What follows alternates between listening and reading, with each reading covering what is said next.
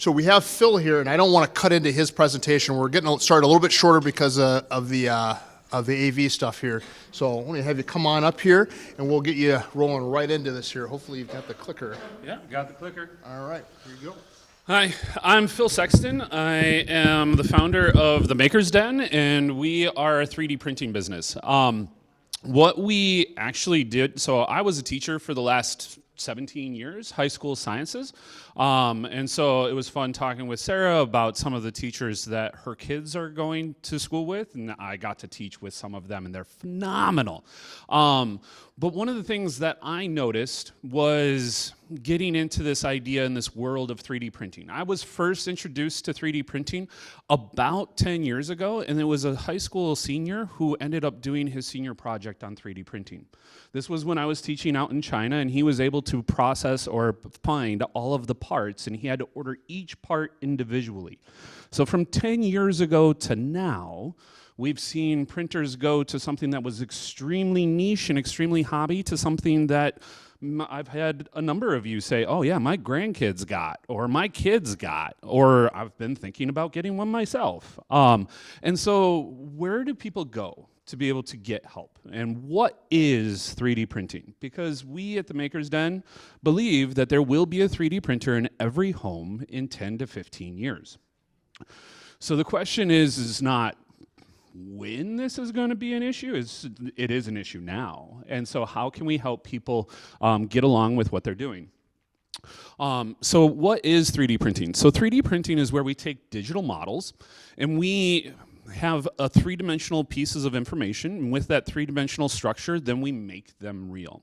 This is the thing that I think is the most exciting thing about 3D printing, is that you can take something that's in your imagination and you can make it into a real item. My favorite thing that I've ever 3D printed, I will never be able to sell. It was actually my refrigerator. The condiment bar in my refrigerator had busted, and Fridge Air wanted $65 for one condiment bar. And I said, no, I'll get to that. I will fix that, I told my wife. 3 months later, when are you gonna fix that? 6 months later, when are you gonna fix that? 8 months later, when are you gonna fix that? I think about a year later, I finally went downstairs, I pulled out some measuring tools, I measured the fix for it, and then I made sure to write the word fixed on it. So that way she knew it was fixed. About 2 months after I had printed that, the second condiment bar broke. Well, I already had the file, so I could just go downstairs and press reprint. And I was able to have 2 of them. I posted it on a Facebook group. It's Forget That, I'll Just Print It. It was a different F. I don't want to say it here. But I ended up having people all across the country sending me pictures of their refrigerator that was also busted. I'm like, cool, how can I help you, right? So that's a bit of what 3D printing is. So what can we print? Just about anything. As you guys came in, you very, very likely saw the castle that was out there. I brought a printer as well, and I tried to send that going, but I didn't connect that to the Wi-Fi, and so it didn't actually print. We were trying to be printing one of these today. We were able to print these before, but it would have been just really, really nice to have had this printing here today.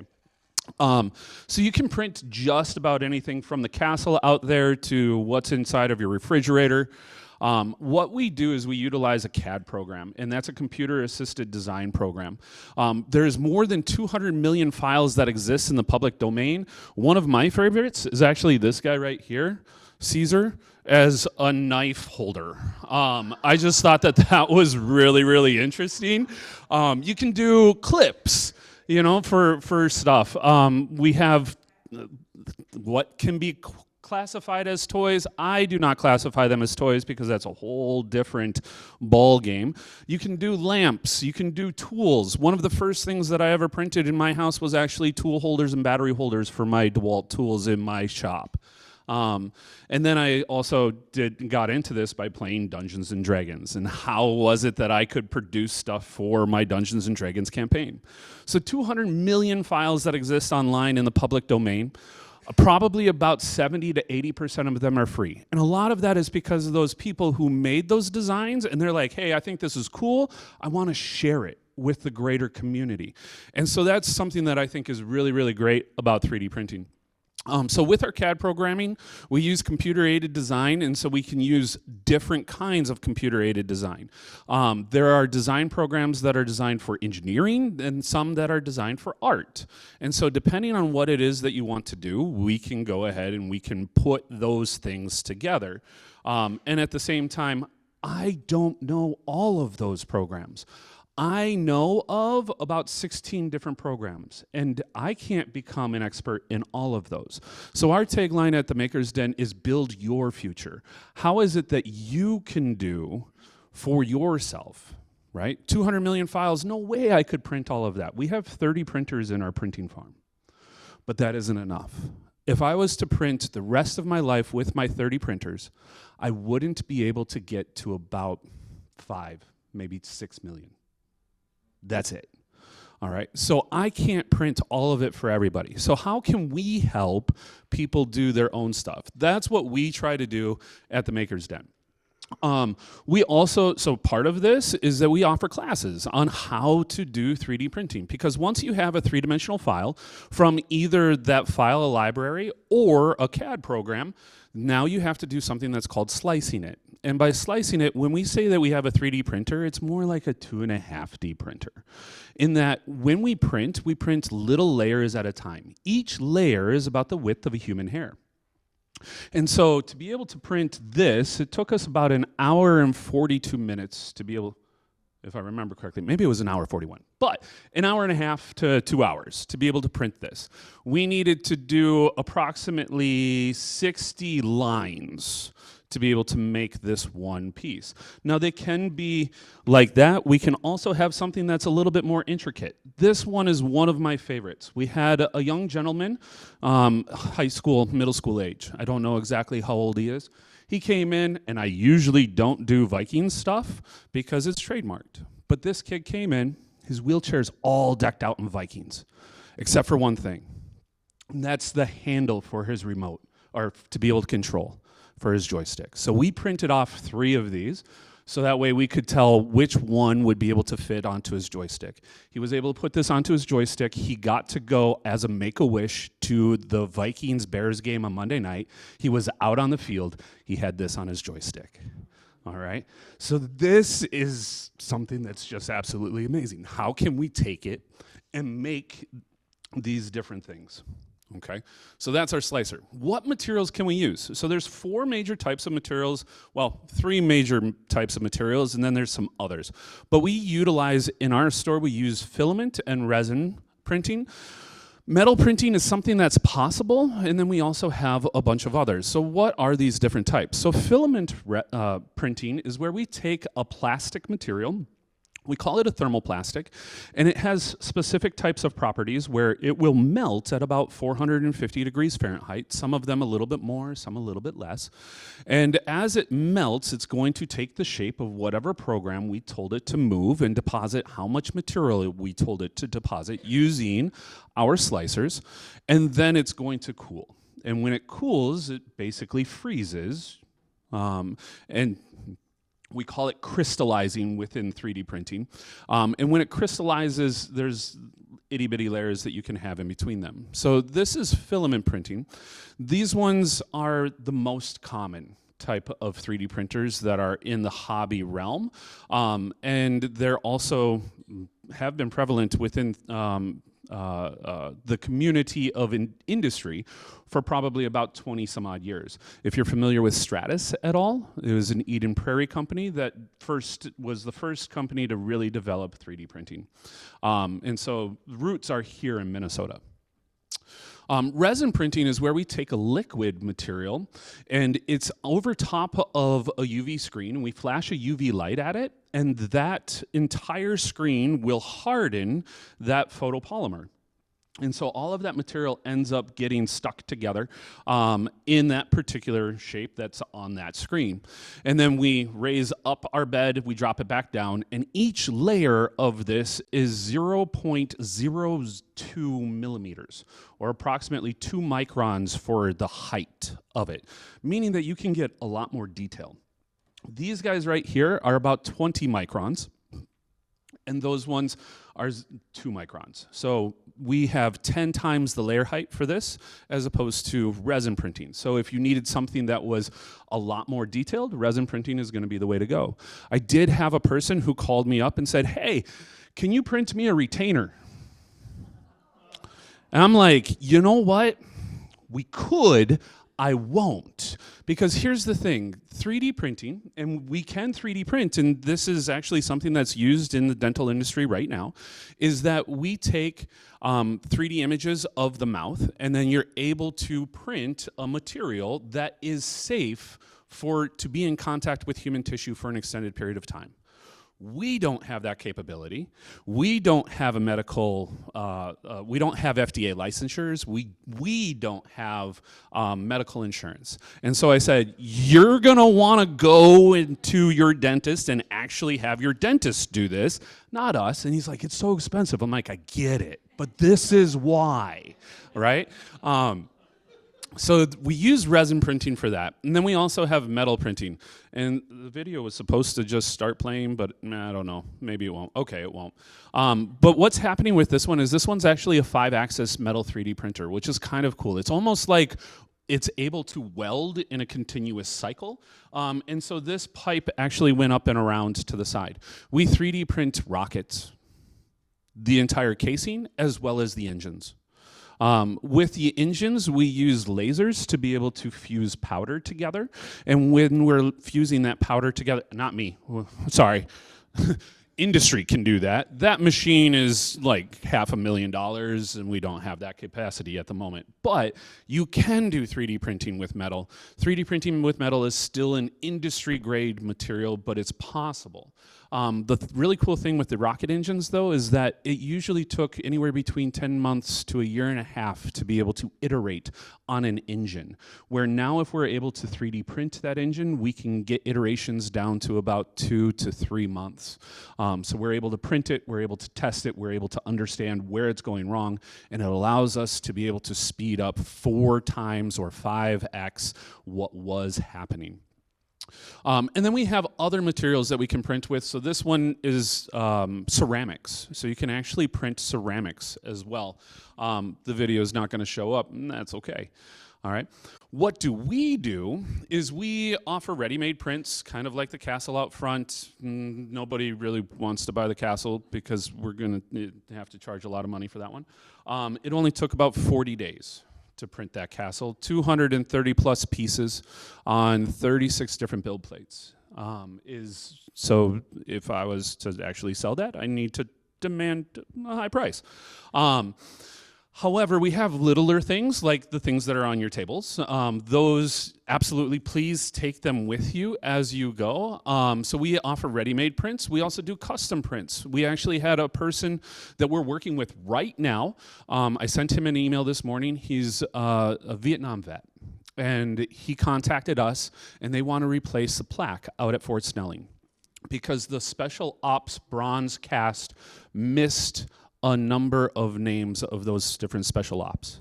So we're working with them right now to be able to try to make sure that we can get a new bronze plaque 3D printed. It's not going to be true bronze, right? But something that's going to be out there to recognize those individuals, hopefully before Labor Day.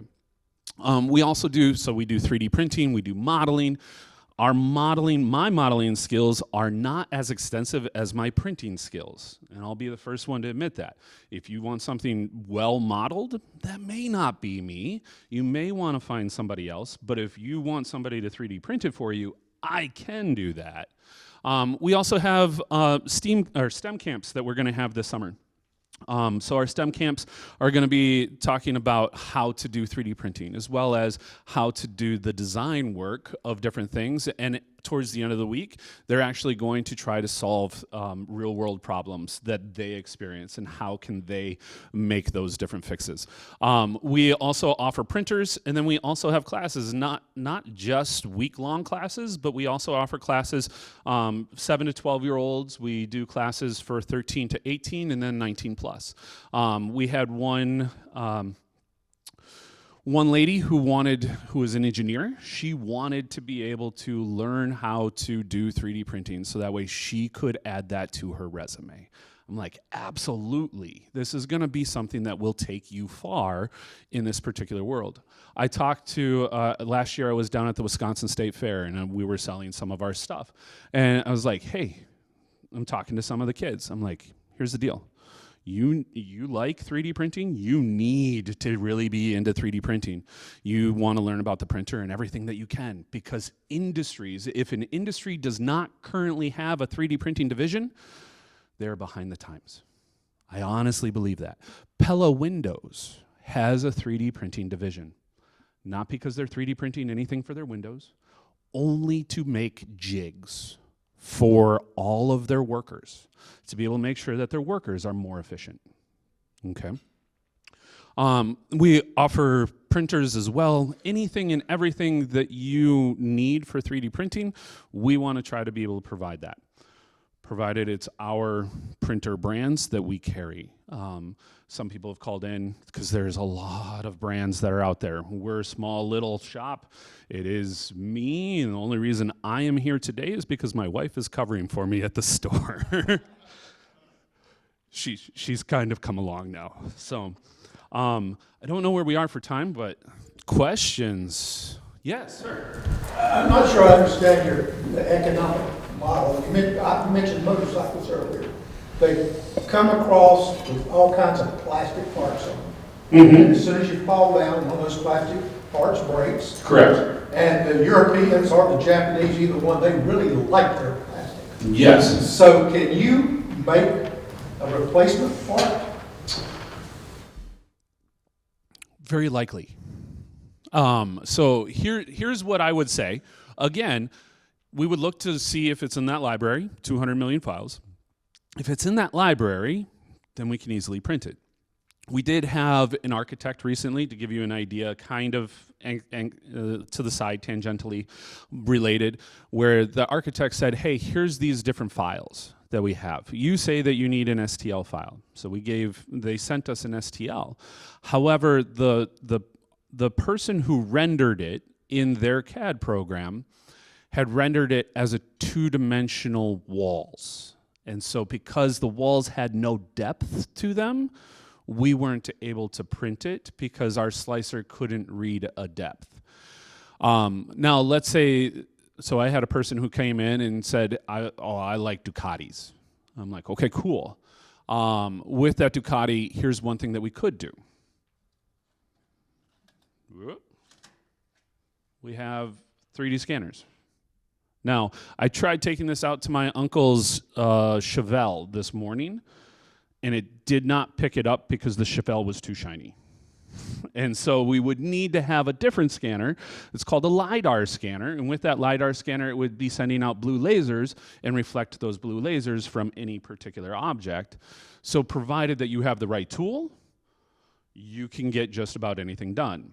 All right. We have had people who have brought in little clips for screens, and they say, hey, my screens are not working. Can we get that fixed?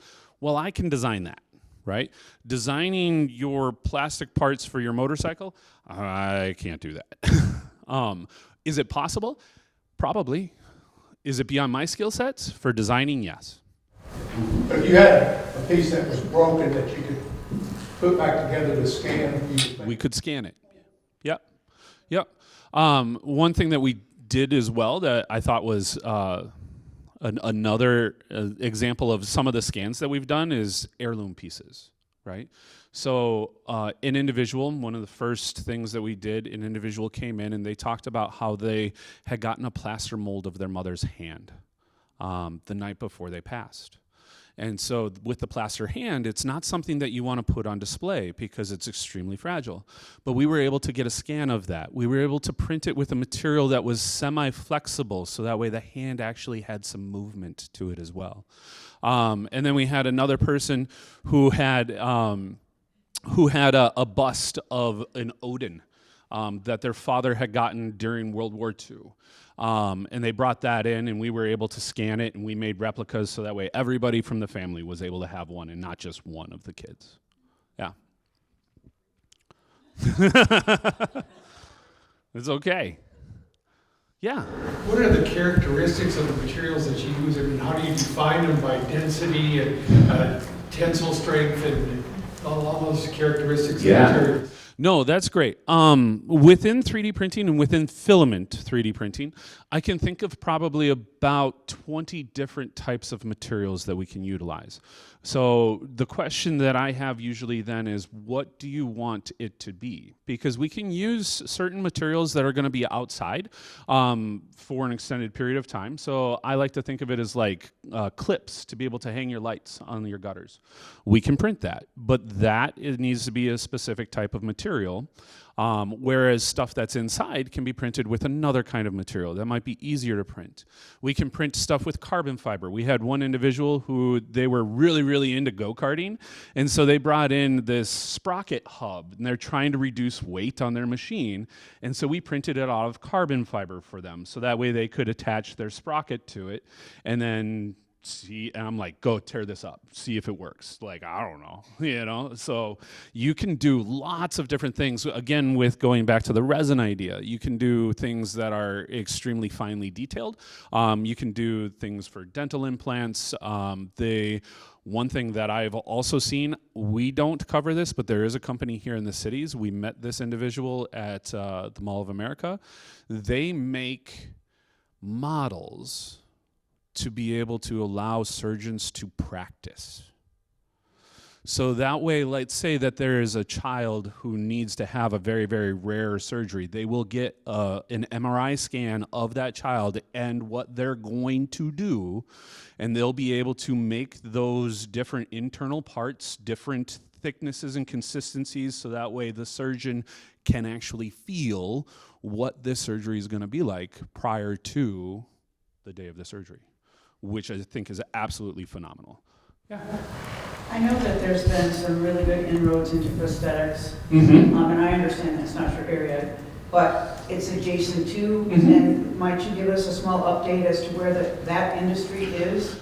Yeah, so with prosthetics, I can think of one particular maker, and what she had done, she had lost a finger as part of a table saw accident.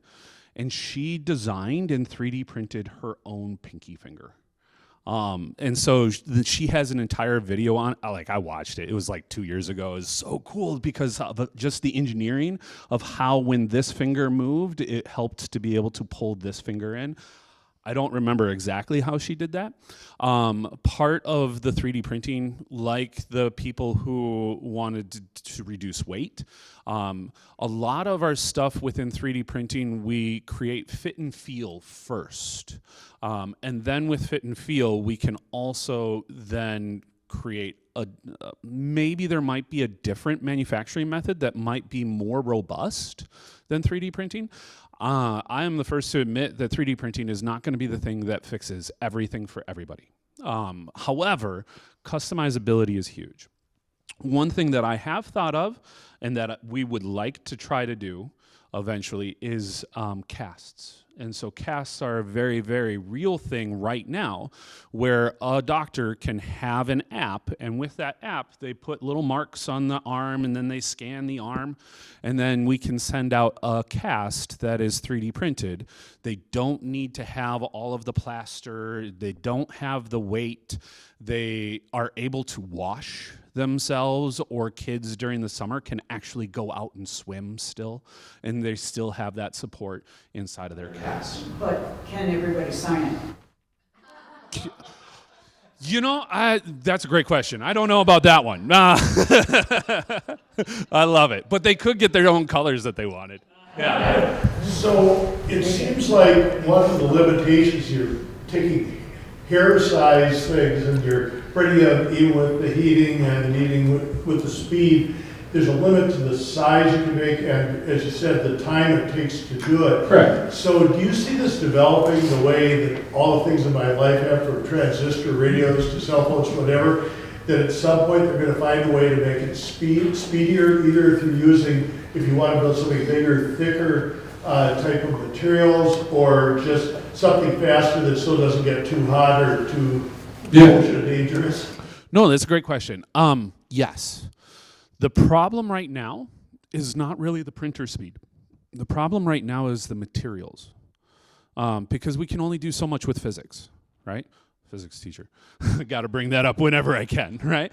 So you can only cool the material so fast, right? And we can try to increase that speed. There are different people who are looking at that and into that to be able to try to get high speed materials to be something that is plausible. As far as size goes, there are printers that are 1 meter cubed. So you can print something that is 1 meter by 1 meter by 1 meter. One individual wanted to print Shaquille O'Neal, a life-size Shaquille O'Neal, and so they put it on this machine, and like he ended up with lots of fails, and so Shaquille O'Neal was a whole like 4 inches thick each time, and so yeah, but absolutely, there are people who are printing full-on chairs. There are industry standard printers that you can print boats. So yeah, that's happening. It's just, is it economically advantageous? Yeah. So we can print faces and masks so we can all come to a meeting looking like Dwayne Allman? Yes. we could probably do that. Yes, sir. In our community in Texas, there's an art foundry. There's a what? Art foundry. Yes. And artists from all over the world send specs to them. They create a mold, and I think it's the glass, ceramic type mold, and then they do the pouring. And like the largest piece they've ever made was 4 stories high. Oof. But even in something a human size, they pour lots of small molds and put them together. Mm-hmm. It's like a spot weld, mm-hmm. and they brush over it or whatever to assemble it. Mm-hmm. But anyway, these artists, maybe it's an artist in Europe, sends the specs over. They don't see it until much, much later. Right. The final product. Speaking of Texas as well, Texas I know of is making the first 3D printed hotel. And so they are printing all these little villas is what they're making, and they're going to make their lines about 4 inches thick as opposed to 2 microns. So it's a much different style of printing, but still something that you can do. And there's homes that are printed out in Texas as well. Also in the UK, I don't know of any in Minnesota. Any other questions? I think we got time for like 1 or 2 maybe. We're good? Okay, yeah. Are there any regulations on the industry, like for instance, 3D printing guns? Yes. No, not that I'm aware of. So as far as the 3D printing world goes, here's where we get most of the news. We get most of the news in events where the CEO of United Health was shot and killed by a person with a 3D gun. That's where 3D printing ends up in the news, which is unfortunate because that is not where a majority of people are utilizing their time. Of those 200 million files, I'll be honest, there may be like 500,000 files that exist online. However, one thing that was interesting, and this actually happened just yesterday, was an X-ray tech came by my booth and said, hey, we 3D printed, or I took a 3D printed thing and I put it into the X-ray, and then we ended up with a whole bunch of like frizzy hairs. Why? I'm like, I don't know. But I asked for the photo, and she was able to show me, and you could see all of the internals, even with that X-ray. So I wonder, I don't know how TSA works their things, but one TSA agent came in and said that they had seen those weapons trying to make it through, and they spotted them. There is nothing in the world of 3D printing. There is, of what I understand, some lawmakers who have proposed the ideas of laws, but I haven't heard of anything actually being done. Does that make sense? There was another question over here. Yes, sir. I was just going to comment that our oldest boy does very small castings, using lost wax. Yeah. Yes, you can do lost wax. Yeah. There are resins that will be made out of a wax that burn ashless. And so you can actually take them, mold them for whatever you wanted to do, and then let's say pour pewter or tin or whatever to be able to make that. We can also electroplate our 3D prints as well. Okay. If you got more questions, you feel free to talk to me. Oh yeah, okay. Yeah. Are there like OSHA protocols or insurance-driven protocols to the people who are commercially doing this enterprise? So I don't know, honestly. At the same time, it's such a new market that when I try to put in 3D printing anywhere, I get, hey, I found this printing company that is like Office Max, and it just makes two-dimensional prints. And so, no, I have found 4 3D printing stores in the country. We are one of them. All right, I'll stick around, but yeah. So actually, before you wrap up here, I have one question for you. Okay. When are you coming to get the photo? We'll get you scanned. AI.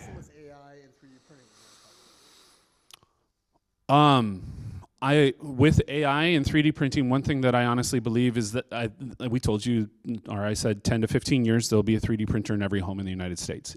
I think at about 10 years from now, maybe even sooner, you'll be able to go up to your 3D printer in your house and say, hey, I need this. And it's going to give you an option of probably about 16 different things. Now, AI is going to be a lot slower to integrate within 3D printing because we only have 200 million files as a repository. If we talk about large language models, which is like ChatGPT and other stuff like that, we're talking billions and billions of models and to be able to gather from. And so AI has a really, really difficult time right now figuring out 3D models. But eventually it will get there. Thank you. Yeah, thank you.